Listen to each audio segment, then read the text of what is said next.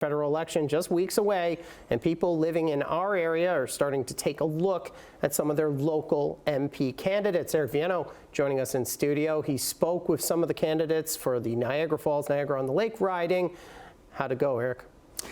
Matt, these candidates are looking to hold office in an area that has had a boundary change recently, now excluding Fort Erie.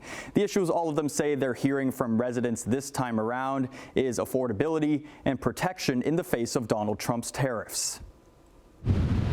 Conservative Party candidate and incumbent Tony Baldinelli says this election is all about affordability, pointing to the Conservative promise to address it. The first day we talked about a tax cut, 15% reduction to the lowest basic tax bracket. That's going to save the average Canadian couple about $1,900. He also mentioned extending seniors' ability to draw on their RRSPs, as well as eliminating the federal beer excise tax. That automatic tax that happens every April 1st on beer, spirits, and wine. How undemocratic. Every April 1st, that tax goes up without even a vote in the House of Commons. And in the wine sector, the margins are thin.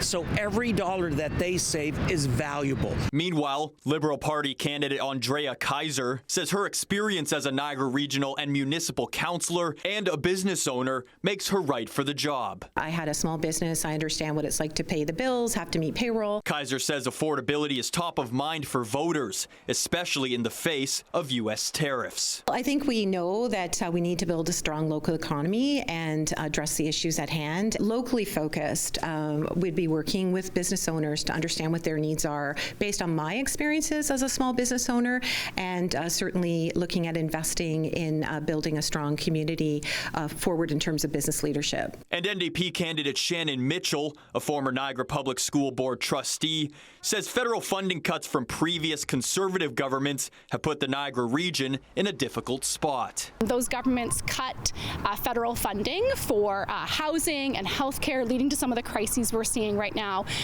with lack of shelter space, lack of housing, lack of doctors and nurses here in our community. Mitchell says her experience and connections would be valuable as MP. I think it's really hard to ignore the elephant in the room, which is of course the Trump administration and tariffs. I'm the very proud daughter of a manufacturing worker. My brother owns a small construction business. I also believe that I am in a unique position to go to Ottawa and fight like hell for the families and workers here in our community who are so at risk of losing their jobs. The Green Party candidate is Karen Fraser. We reached out for an interview but have not heard back.